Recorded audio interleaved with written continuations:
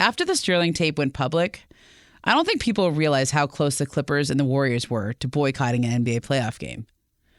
Warriors president Rick Welch told me at the time that both teams were prepared to boycott Game 5 if Adam Silver didn't do something drastic. A lot of players have told me in the years since that they have regrets about the choice they made to continue playing. Clippers guard Jamal Crawford told me, "If we didn't play, I honestly think it would have outlived us. The people would still be talking about it when we're not here anymore." Sometimes I wonder what would have happened if the Clippers and Warriors had boycotted. Would the playoffs have continued that year? Would Doc Rivers or the players have become the face of a movement? Would that choice have made a bigger impact on sports history? We'll never know, because NBA Commissioner Adam Silver did make that pivotal decision. Take a listen.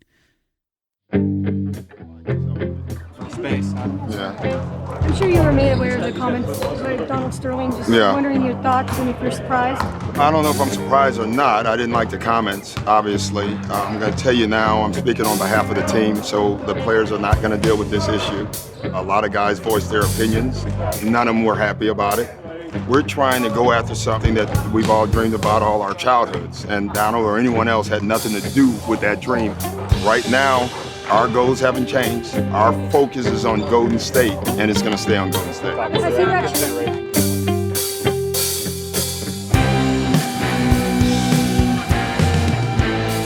This is episode 4, Fallout.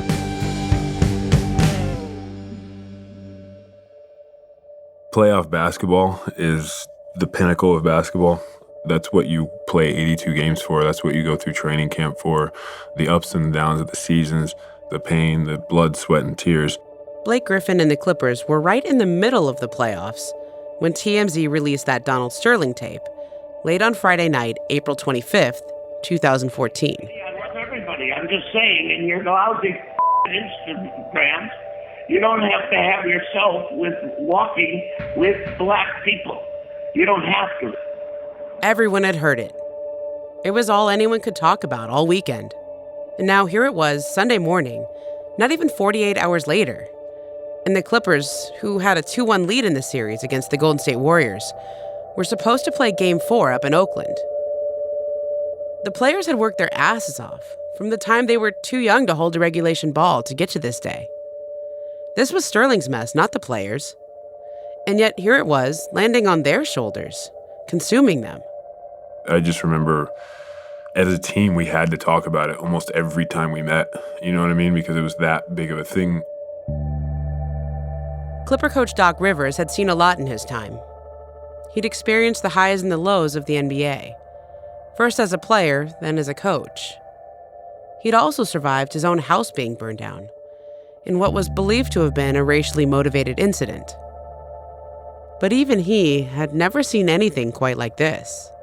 Like, I didn't understand the magnitude. I knew what Donald Sterling had said was awful, but I thought it was a sport thing.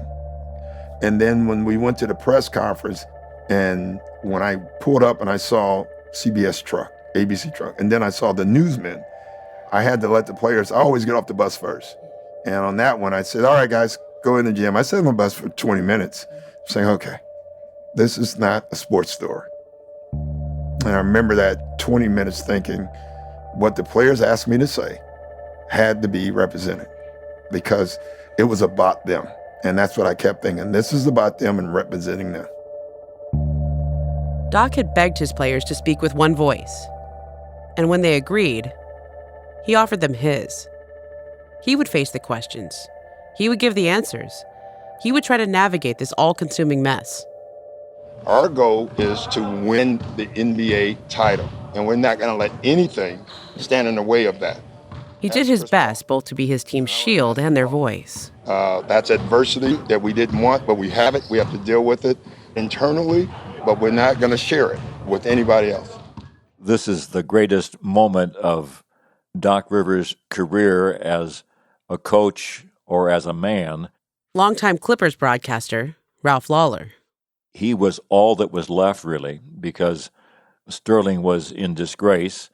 Doc had no place to turn, nobody to ask about anything, and he just did an unbelievable job of somehow getting it together and then keeping it together.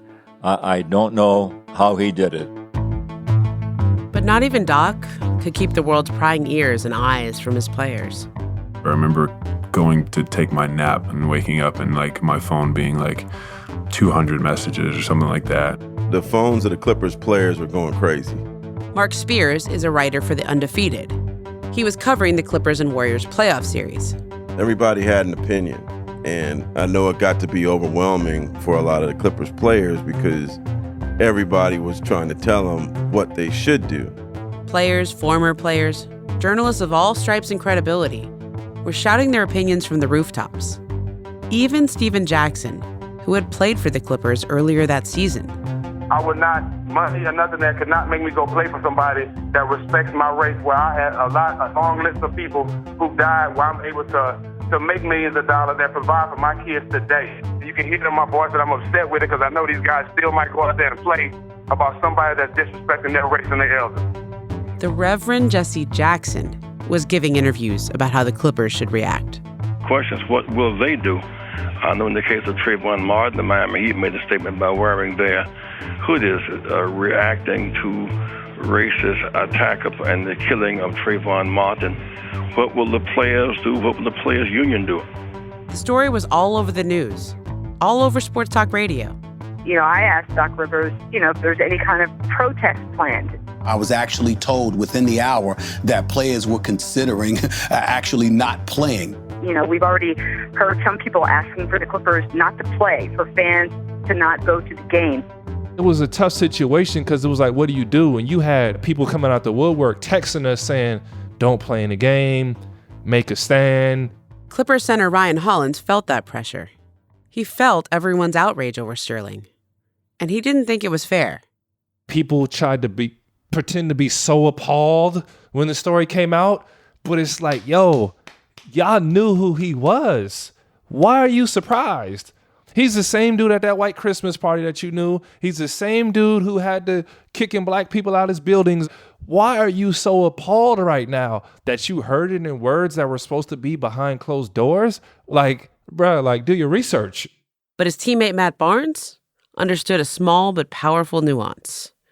What a difference a recording makes. This was one time where I think the organization knew, and I'm sure the NBA knew, like, we have a bad apple, and he finally fucked up, and we have proof now. You know what I mean? Like, we have tape now. Looking at the scale and the magnitude of a owner of a professional team saying this stuff and being caught, I knew as a team we needed to do something to stand together to show that that's just not right. And ultimately they had to decide what they should do, not grandma or LeBron James. I'm sure the Warriors players were texting with some of the Clippers players, hey, like, what can we do? Mark Spears from The Undefeated. The Warriors were ready to join forces with them in whatever they decided to do. And they're kind of in a locker room waiting to get word. Andre Iguodala was one of those Warriors players, willing to take a stand with the Clippers. Yeah, I was all in, shut down the whole season. But maybe that was too far. But as far as that game that day, you could reschedule it. You got to sort this thing out because there's some deep-rooted stuff with him that had to be addressed. The Clippers, the Warriors, the NBA, all of them were in uncharted territory. No team had ever refused to start a game in the NBA before, never mind the playoffs. What would the league do? Who would be disqualified or forced to forfeit? And was it even fair to ask these men to give up on their lifelong dream when they'd done nothing wrong? And the fault for all the hate and all the racism was still living comfortably in Beverly Hills. We were trying to decide what to do, and everybody was saying we should boycott, we shouldn't play, and the idea was like, okay, we haven't been playing for him in the first place. We didn't, gather up before jump ball and say, all right, Donald Sterling on 3, 1, 2, 3. We don't play for Donald. I've never played one game in my career for Donald Sterling. Never played for a number of these owners. I played for myself. I played for the NBA for the love of the game. Welcome to Oakland, California, Oracle Arena, the LA Clippers and the Golden State Warriors. It's game 4 of their first round best of 7 playoff series. When the Clippers arrived at Oracle Arena, the stage was set for a protest. A Clippers protest. All eyes were on them. I thought the Clippers had the grandest of stages to make a worldwide stand against what Sterling said. It was a Sunday afternoon playoff game in which the whole world was watching.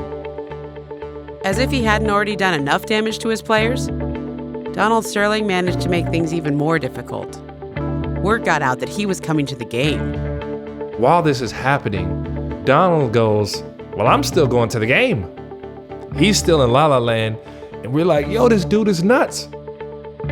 As usual, the job fell to Doc Rivers to find a way to fix it. It was an hour before the game. I'm on the phone with ownership, having the most heated argument you could possibly have. And I think I didn't get on the floor until a minute because I was still in the argument about who was going to come to the game.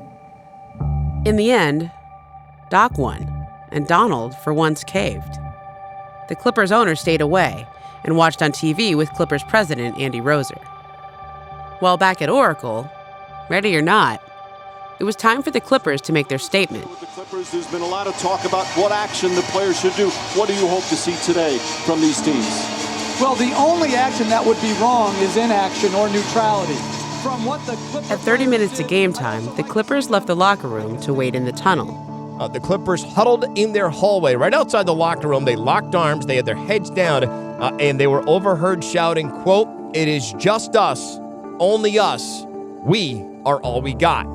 It was back and forth and ideas on what to do and this and that. The announcer's voice echoed throughout the sold-out crowd at Oracle Arena, introducing the Clippers. It was time to take the court. I remember they walked out. I'm like, they're going to do it. They're going to do something. This is going to be that moment, my Tommy Smith, John Carlos, 1968 moment. I'm going to be here to see it. It's in Oakland. It's the home of the Black Panthers, right? Back in the locker room, the Clippers had finally landed on what they were going to do. And I just said, let's turn our jerseys inside our warm-up shirt so it doesn't say Clippers basketball on them. And then as soon as we get out there, let's just throw them in the center court together. Doc Rivers had told the Clippers players, whatever you guys decide to do it as a team. The Clippers emerged from the tunnel and jogged to center court. They took off all their warm-up tops, and what the Clippers are wearing are T-shirts that are inside out, so it is basically just an all-red top. Their tops do not have anything related to the name Clipper on them right now. After the slightest of pauses, they turned, left center court, and started their practice, forming their layup line.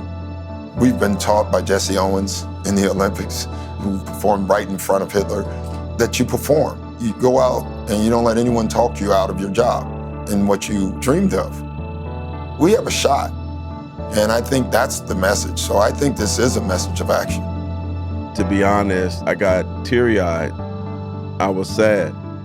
My mom's from the South. My parents have dealt with a lot of racism things, so I was hoping that they were going to make a grand stand. I was hoping that they weren't going to play. I remember when they started playing, man, I got tears in my eyes of disappointment. I think if they had boycotted, it would have been a history book story. It would have been iconic. But they decided to go the more peaceful road. They're not playing for the Clipper organization today. They are playing for Doc Rivers, and they're playing for each other as a group, not for Donald Sterling's team. The Clippers wanted to make their statement on the court. But once the game tipped off, Curry turns a corner on a pick, flips one up and in as he is knocked along the end line. The Warriors came out firing. The Clippers had nothing. What a play. The Warriors look as if they will not be denied on this afternoon here in the They blasted us just because our energy was gone. And we were focused on everything but basketball. Led by 20 in the first quarter as Curry went 5 for 5 from downtown in the first period. Had 17 first quarter points. They fed on it. I don't know if I can go this far, but like they played against us like they were playing against Sterling. Like we were the bad guys. Like they attacked us like they wanted his head. You know, and I don't know if that was exactly their mindset, but there was no mindset of we're cool with you guys, or we feel bad. They ain't feel bad for us. They owned it. The looks tell for the Clippers. It's been a long 24 hours for them. The Clippers lost 118-97. So you saw the result. Now they need to win a basketball game. Doc and his team left San Francisco on Sunday night in a bad situation. The series was tied at 2 games apiece. The Clippers were suddenly in danger of not making it out of the first round. We're about to throw our season away, so we had to get it together. We had to figure stuff out, man. Now the series was headed back to LA.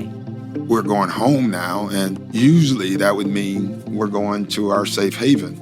And I don't even know if that's true, to be honest. I'd be lying if I was to say I wasn't nervous, about what it's going to be like. Is it going to be easier or harder to go back to LA and deal with it? Because the city of Los Angeles was dealing with the Sterling tapes too. The city that's been home to some of America's worst racial divisions. The Watts riots in 1965, the riots after the Rodney King verdict in 1992, the O.J. Simpson trial. Now the largest residential landlord in Los Angeles, a man with a history of housing discrimination, is saying this on tape? There was legitimate fear that when the series moved back to LA, violence might erupt. Especially with a fuse like Donald Sterling, a man who could start a firestorm with a wet match. Donald Sterling is a person who should not own a basketball team with black players on it. It's outrageous. I think Donald Sterling is despicable and a bad guy. The hashtag Boycott Clippers was trending on every platform you can hashtag on.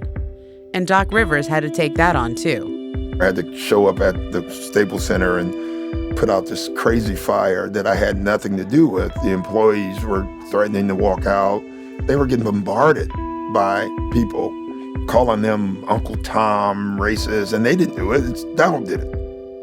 The phones at the Clippers' offices were ringing off the hook with calls from angry, hurt people from all over.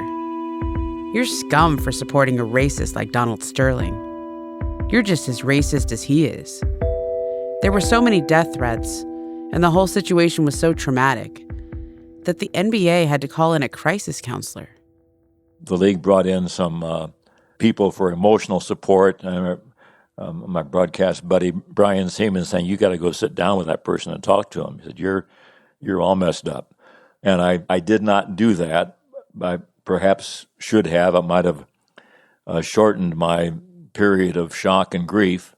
It was such a terrible time for all of us. I may have handled it as poorly as anybody because I'd been around for so long, 35 years in or something or other, and it just really rocked me. It was an emotional roller coaster, but it was all downhill. You never thought you were going to get back to the top again. Then the Clippers' sponsorships began to evaporate. Among the largest sponsors, the Chumash Indians, they have dropped out, as has CarMax and Virgin America. State Farm and Kia and Red Bull are suspending their marketing operations. In fact, Red Bull has told the Clippers they do not want any signage in the Staples Center. The Clippers were hurtling towards elimination if they couldn't get their basketball focus back. And both the team and the NBA were flirting with the not-yet-invented term of being canceled if the league didn't deal with Donald Sterling.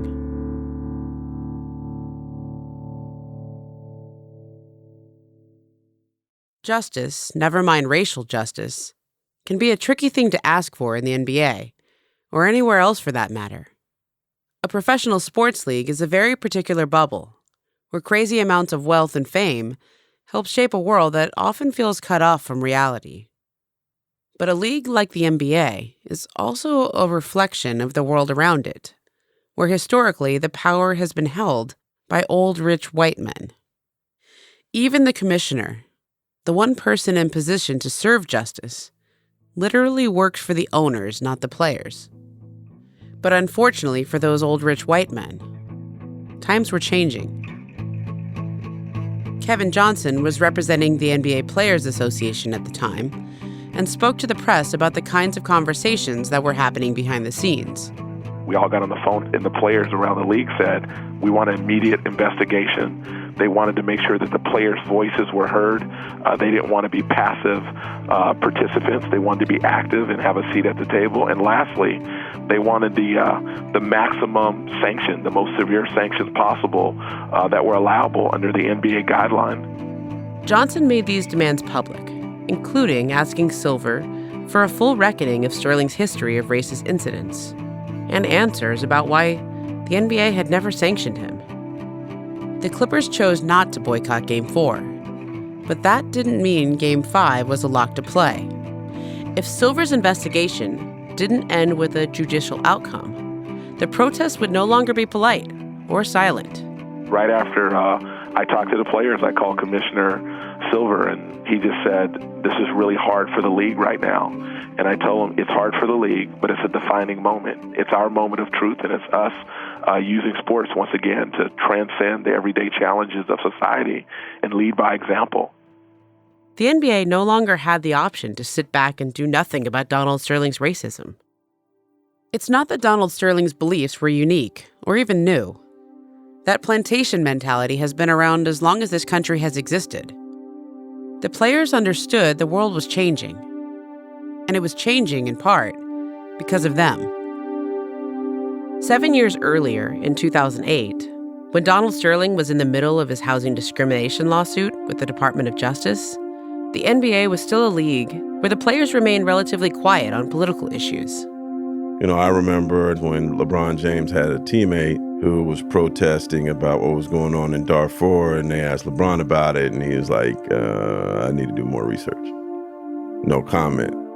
But then LeBron James did that research and chose to comment. James says he will help raise awareness about China's role in Sudan. There should be some kind of light shined upon it, and as athletes, our word is so strong that a lot of people listen to it. He had realized something. His voice as a player mattered. With millions of fans around the world, he had the power to influence, and he had a responsibility to do something with that power. You know, at the end of the day, we're talking about human rights. We're not talking about contracts here. We're not talking about, money. We're talking about people's lives being lost. A tremor of change started to rumble throughout the NBA. 2 years later, in 2010, LeBron James claimed his power as a superstar in the league in a way no player ever had before. The answer to the question everybody wants to know. LeBron, what's your decision? He announced his decision to leave the Cleveland Cavaliers live on national television. Very tough. And this fall, I'm going to take my talents to South Beach and join the Miami Heat. His plan? Go to Miami and form a super team with Dwayne Wade and Chris Bosh. Bosh for three. That's good. Wade splits the defense and throws it down. It worked. The Heat went to the finals for 4 straight years. LeBron James throws it down. Miami back up by 1. But losing their superstar decimated the value of the Cavs and terrified owners around the league. The realization that one player could impact their bottom line like that. And even worse, the fear that players could and would band together to make the league work the way that they wanted it to. So the owners began the fight to make it harder for any player to ever have that much power over a franchise again. Well, the NBA lockout officially began last night, 12:01 a.m. Eastern Time. The owners wanted their power back. And in the 2011 lockout, they got it. After a 149-day lockout, approximately $500 million in losses, a handshake agreement early Saturday. The owners' revenue share went up, as did the penalty for teams who went over the salary cap. What kind of deal has this ended up being for the players? Well, it hasn't ended up being the greatest deal in the world. We all know that. They've had to give back in excess of $1 billion, 57%. A clear win for management and a clear message from owners to players. We're still in control. Didn't last very long, though, because the real world finally came crashing through the NBA's bubble. This is the face of 17-year-old Trayvon Martin, whose death has provoked weeks of demonstrations and tonight, a rally in New York City. The NBA couldn't control how horrors in the real world would affect its African-American players, or how those players would respond.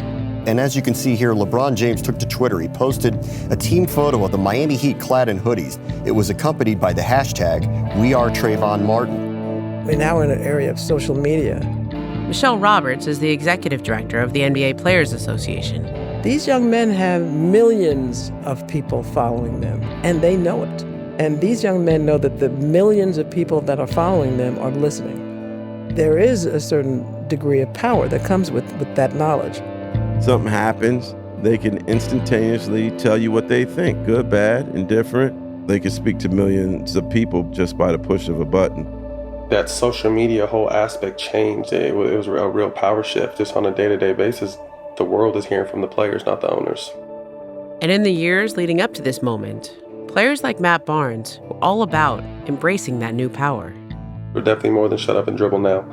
Basketball is such a small part of who we are and what we do. We're all men first and foremost, but, fathers, husbands, brothers, and then, business owners and philanthropists, and we do so much stuff out there. It's a fight that didn't begin with Donald Sterling. It's been happening historically, both in our game and in other sports, for many, many, many years. But the players that I work for are men, and they demand to be treated like men, not quote-unquote mere athletes, but as men. And men don't tolerate the kind of ignorance that was Donald Sterling. You don't tolerate that in your space. When this tape came out, the players had megaphones and weren't afraid to use them, like the Warriors' Andre Iguodala. We can't forget how much power we have, and whenever we get our opportunities, we got to put, pedal into the metal and just attack them. We got to go at their necks when they give us opportunity, or because we always get exposed when we make mistakes, and they don't.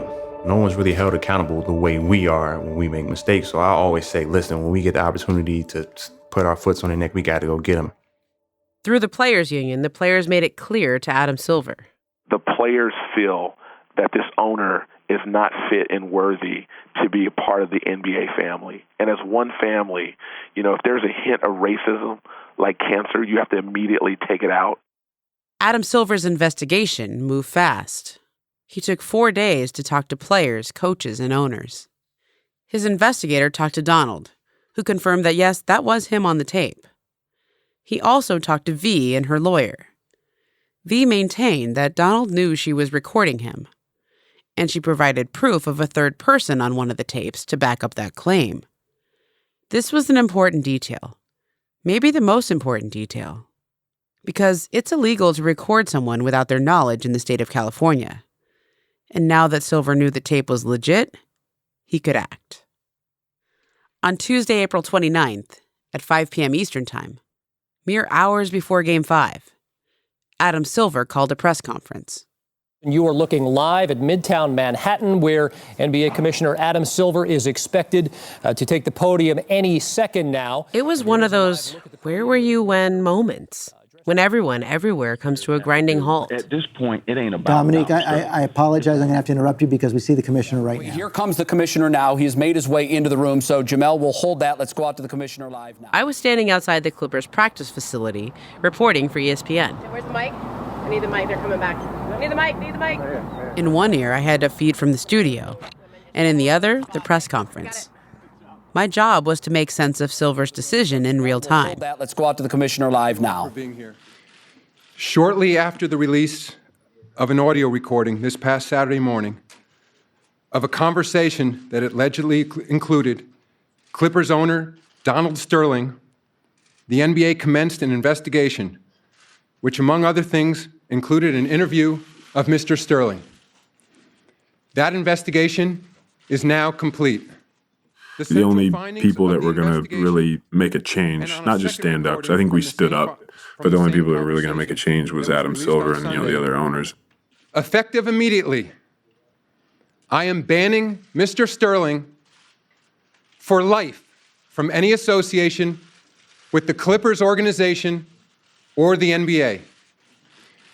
Mr. Sterling may not attend any NBA games or practices. He may not be present at any Clippers facility, and he may not participate in any business or player personnel decisions involving the team. I was shocked by what I heard. I was prepared for a lengthy suspension. I was prepared for a fine. I wasn't prepared for this. Adam Silver was not going for the maximum sentence. He was doing more than we even realized he could do. He will also be barred from attending NBA Board of Governors meetings or participating in any other league activity. I am also fining Mr. Sterling $2.5 million, the maximum amount allowed under the NBA Constitution. The commissioner works for the owners, and here he was banning one of them for life. I could not imagine his predecessor, David Stern, doing this. The guy who turned the other cheek so many times. But Adam Silver had listened to the players. He'd taken a stand against an owner that many of us knew the league had abided by for decades. Why did you ban Donald Sterling for life? I believed that he had crossed a line that broke the essence of the contract, of the moral fiber of this league, the values that had been part of this league from its earliest days. And I didn't think it could be repaired. I think that's where the lifetime ban came in. I thought that there was no way that we could turn the clock back at that point. His tenure was going to be judged on what he did off this very first incident, as commissioner. And I think he handled it great. I will say there was probably an advantage in my newness to the job in that it all happened so quickly. I didn't spend a lot of time putting my actions into a broader context of sports leagues or society because I had an immediate issue that required an immediate decision. By making this decision and listening to his players, Silver validated the players' power in this league. I saw this as an incremental step in terms of player rights, and I often trace player empowerment back to the early days of this league. And to me, this was part of the DNA of the players in this league. This has been a painful moment for all members of the NBA family. I appreciate the support and understanding of our players during this process. We stand together in condemning Mr. Sterling's views. They simply have no place in the NBA. Silver had acted swiftly and fairly. Exactly what he said he would do. Well, it was great. It's a great day.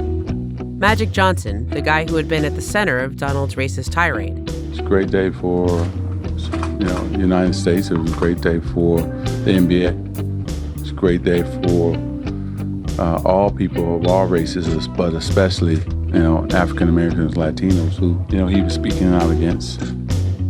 Mark Spears was across town, where a crowd had gathered at City Hall.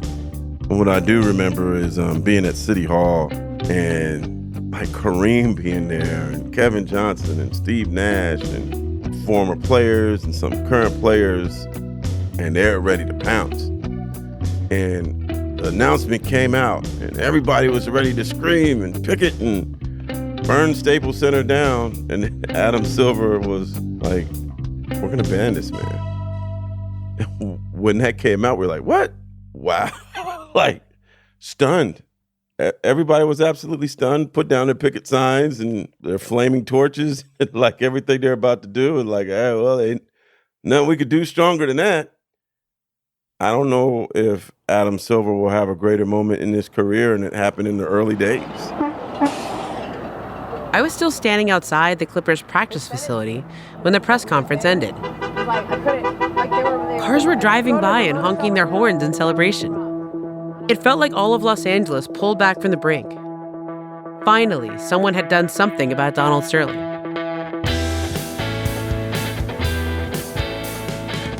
Inside, the Clippers kept practicing. They had a game to play.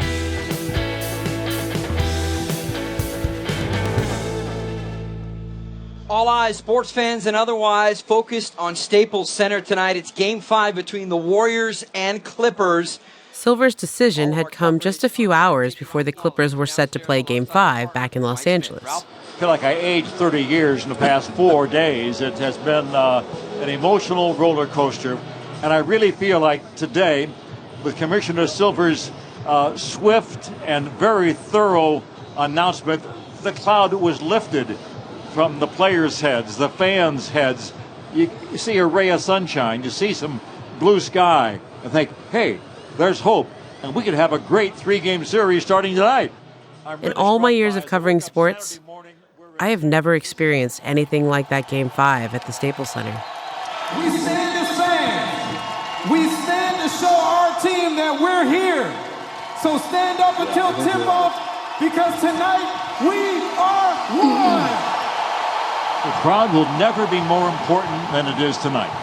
This club is emotionally drained. Dr. Chris said he's emotionally drained. I can tell you, I'm emotionally drained. And that extra adrenaline, that lift you get from a raucous crowd could be the difference for this ball club here tonight.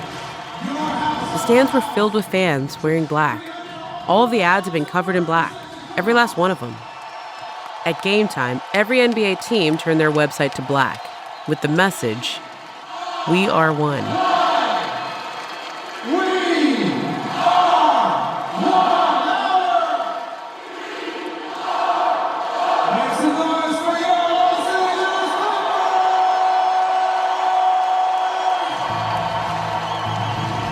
I felt the energy. It was the liveliest building I had ever been in as a Clipper. It was amazing. The Staples Center was booming with this overwhelming feeling of Donald Sterling, the racist, had left the building. But his wife Shelley was still there. I think it was suggested that I sit all the way up on the top. Even though her husband was no longer allowed anywhere near the building, Shelley Sterling came to Game 5. She'd been at Game 4, she'd sat in her courtside seats, and it hadn't gone over well. At Game 5, she'd been asked to sit up in the luxury box. I couldn't even see what the game was about. I think they just wanted to see the reaction of the fans, what they might say. If I sat on the floor, they might get upset. I just felt that if that's what they want, I'll do that so I don't cause any problem, and I can still watch my team. Technically, this was still her team. She was still allowed to be there, and in many ways, she was still welcome. I thought Shelley was very, very kind, very, very nice. She at least talked to me by name, spoke to me by name, and, was encouraging. I got a chance, I talked to her a lot more than I talked to Donna, and I really just found her as a pleasant, nice lady. But Shelley's presence did put the team in a tough spot. She was guilty by association. It was very awkward. I felt I wanted to be at the games. It's my team, and I love the team. You didn't know her personally, but you felt bad for her, but it still was a weird energy. Why you still here? Why you want to be on the front row?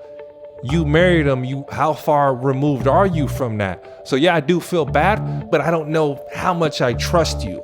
I felt that I'm not a racist, and we never were a racist, and I wanted to show the people I'm not afraid of anybody, and I have nothing to fear. While Shelley watched from above, the Clippers tried to get their mojo back on the court. And he hits it again. It doesn't matter what side, left side, right side. Blake Griffin has found the stroke now. Here comes Thompson the other way, approaching 6 to play.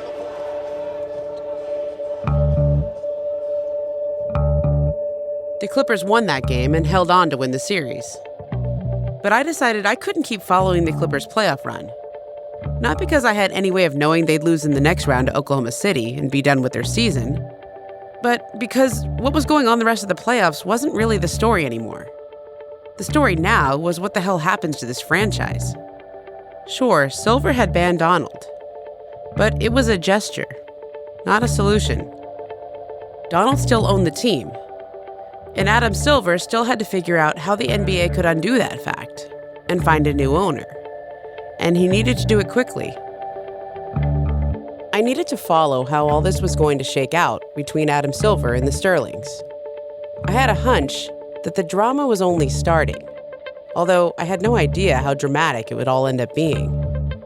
Donald was never one to back down from a fight. And every other day, some celebrity or billionaire was coming out as a potential buyer for the team.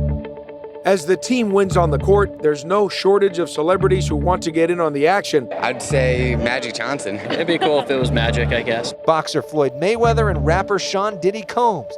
And the list grows. In addition to Floyd and Diddy, there was speculation that music mogul David Geffen and Oracle CEO Larry Ellison would put in a bid. Their group also included Oprah Winfrey.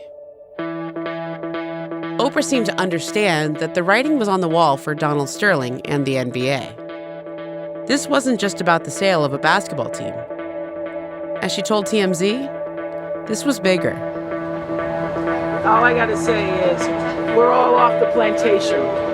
Plantation days are over. But to get there, we would end up where everything with Donald ends up, in court.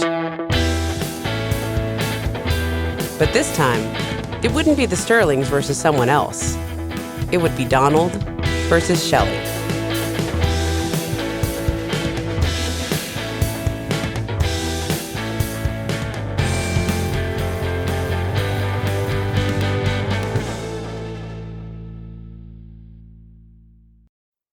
Coming up on the next episode of The Sterling Affairs. No one even knew the Clippers existed until I came into the franchise. I hear this horrible person just slap him in the face. Over 60 years, they've become almost everything to each other. I know he loves me. I'm not incompetent. You're fucking incompetent. And he'll never divorce me. Mrs. Sterling, you own 50% of the LA Clippers. The NBA wants to oust you completely. I go, whoa, looks like the NBA can do whatever the hell they want here. And he says, okay, I want to buy the team. How much do you want? It's a shit show. 1.6 to 2.0. Billion. Yeah, billion. The old saying rings true. You're so poor, all you have is your money. But all the money in the world ain't gonna change his reputation.